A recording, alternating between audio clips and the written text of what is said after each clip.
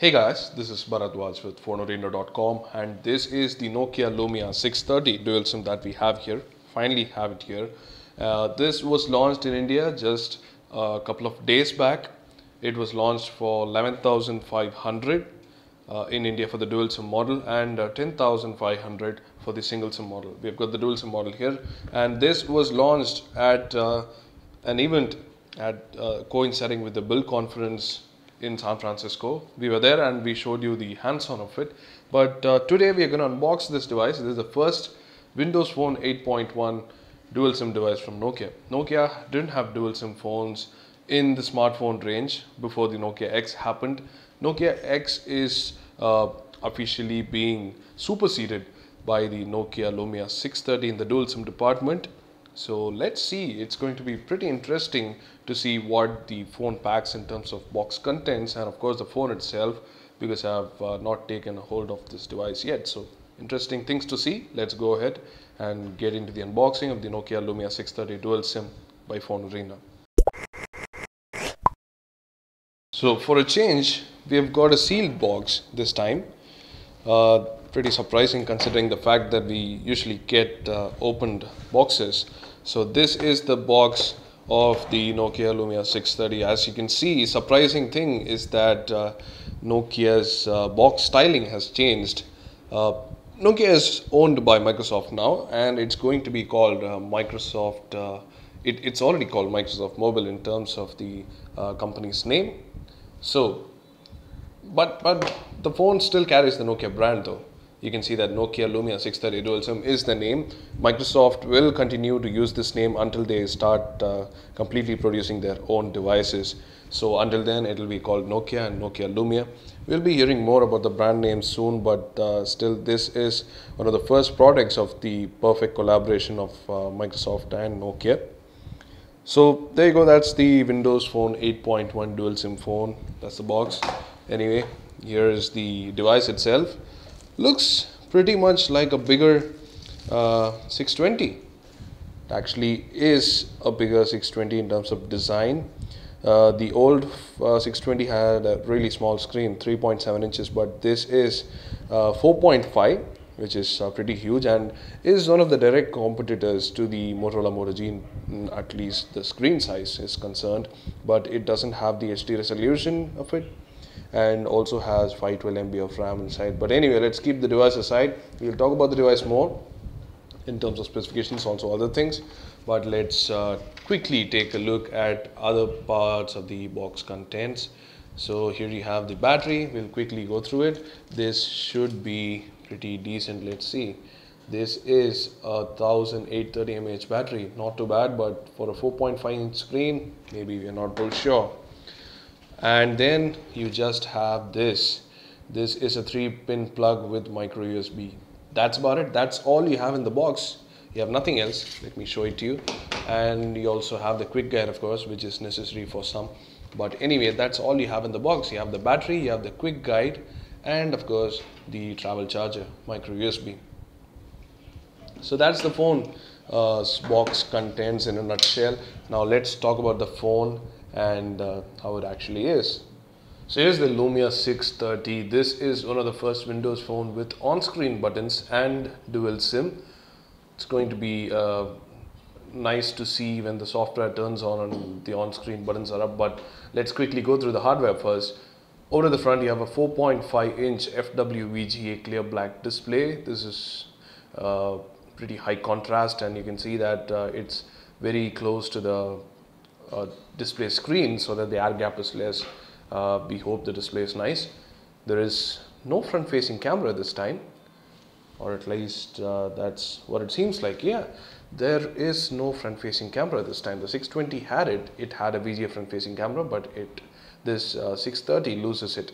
Not a big loss actually. The 620's front facing camera was bad, but still it is weird to see that the successor, even though slightly cheaper, is losing it. But anyway, moving on to the other side of the front, you have the primary microphone, and over at the right you have the volume rocker and the power lock switch. And another loss is the camera button. This is something else that we didn't anticipate. every Windows phone right now has a camera button, but this loses it. This is after what Microsoft did with Windows 8, Windows Phone 8 requirements. It removed the necessity for the camera button, the two-stage camera button that most Windows, in fact all of the Windows phones have, but that has changed.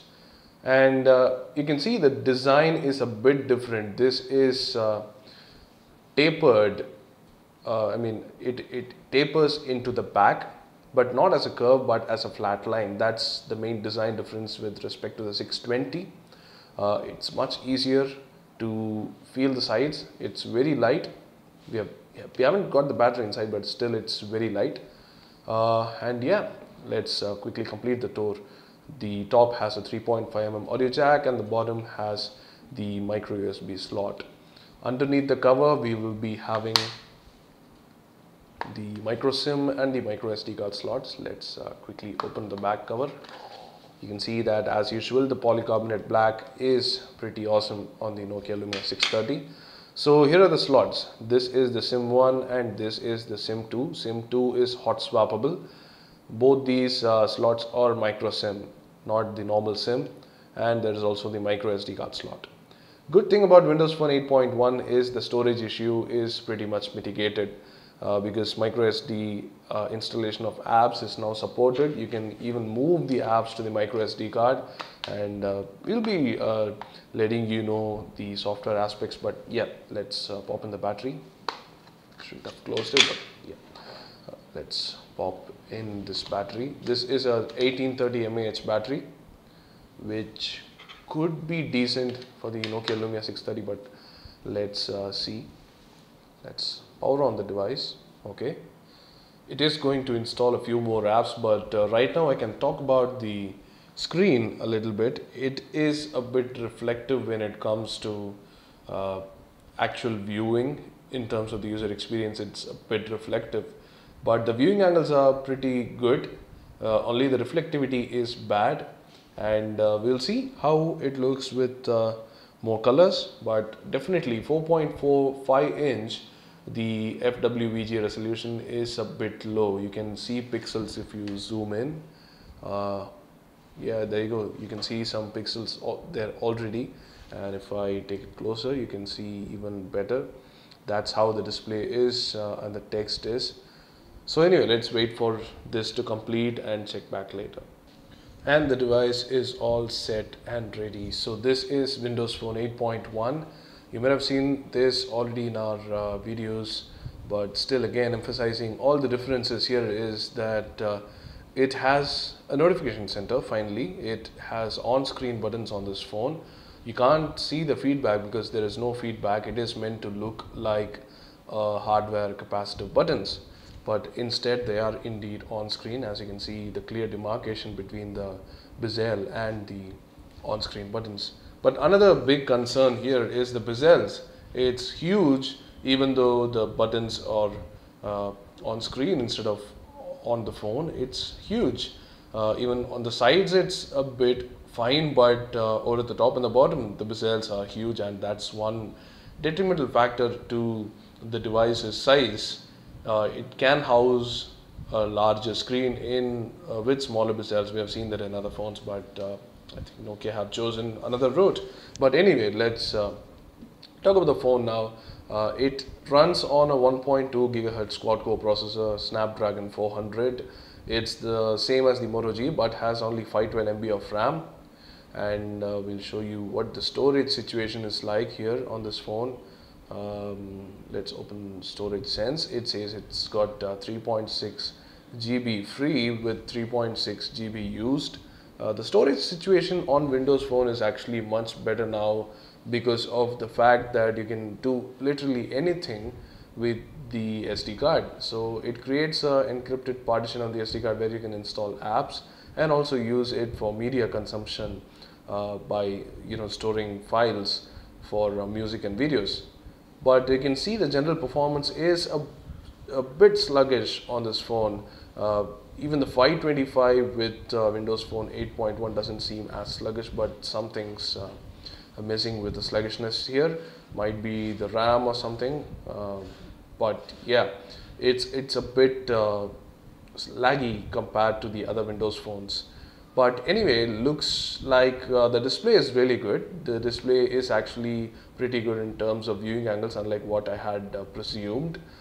Pretty nice display, but the resolution is again 854 by 480. The 54 pixels for the on-screen buttons, and the rest of the screen is almost exactly the same resolution as the earlier generation Windows Phone devices. And the biggest thing, of course, you can see is that there are tiles, different tiles for the different SIMs. Since this is a dual SIM device, as you have seen, two micro SIM slots, you have separate tiles for calling and SMS, so that you can easily differentiate between them. The overall functionality should be pretty robust, considering the fact that Nokia has a little bit of experience in working with the dual SIM phones. And let's see if we have any changes here in terms of dual SIM. So apparently there is an app called Device Hub, and okay, these are some kinds of additional Nokia enhancements that have been pre-installed. One of the most important feature of this phone is that it has a sensor core. So what it does is that it collects data with a common chip, which has the accelerometer, the gyroscope, the pedometer and all that. So you can get the motion data from the sensor core. This is actually a Snapdragon sensor core, and you can get all the data. For example, you can make a fitness app to show the number of steps taken just by using the phone.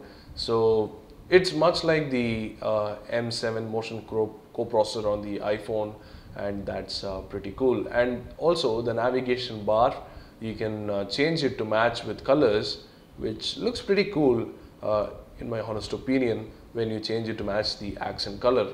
Pretty nicely done. And yeah, that's about it. The functions remain the same.